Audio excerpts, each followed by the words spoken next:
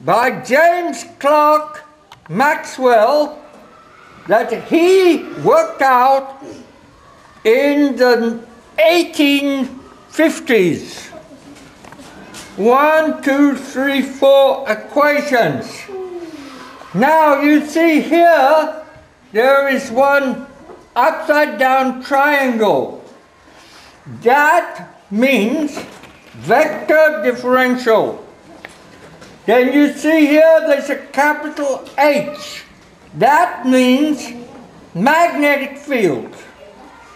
The capital E is electric field. And this P is very important. The P in the fourth equation is the scalar charge density. Okay, partly because it was very dangerous. For these two reasons, because he had a photographic memory and he was paranoid, for these two reasons, he never documented anything. So no one can discover the exact ideas behind his experiments in using scalar energy, which he called radiant energy. But there is a way to solve this mystery. It can be shown that Nikola Tesla probably got his original ideas from the work done by James Clerk Maxwell in the 1850s. Check up on the ideas of Wallace Thornhill and David Talbot about the electric universe, and you will soon see that these four equations shout of an electric universe. Why then did the scientists not understand this in the 1850s? The reason is simple. Physics was then dominated by the paradigm of the Marquis de Laplace, who was, according to the teddy bear here, he was a distant relative of the Marquis de Sade. That's what the teddy bear says, okay? Laplace is a pedigree holy cow.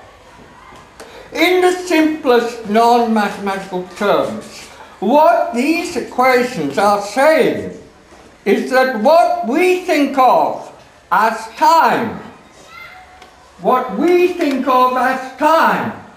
is a vast ocean of energy. We move through that energy and experience it bit by bit. But a given amount of energy can be extracted from a given amount of time passing. Just as Einstein discovered E equals mc squared, which told us that matter was solidified energy from which the energy could be extracted, so Maxwell discovered that time itself is an ocean of energy, and that this energy could be extracted from the passage of time. It is true that the passage of time is a psychological phenomenon. But if Maxwell is right, it must be in sync with some system of distributing energy by the universe. Why isn't that light on? Putting energy by the universe. That system is what we now recognize as free energy. It is only free because the energy is not being extracted from matter, but from the passage of time. So far, there is no financial charge on the passage of time, except for some forms of taxation, rent, and a few other recurring overheads. So it is free in terms of the use of raw materials such as fuel. But is it really free? Not if you only have a given amount of time at your disposal.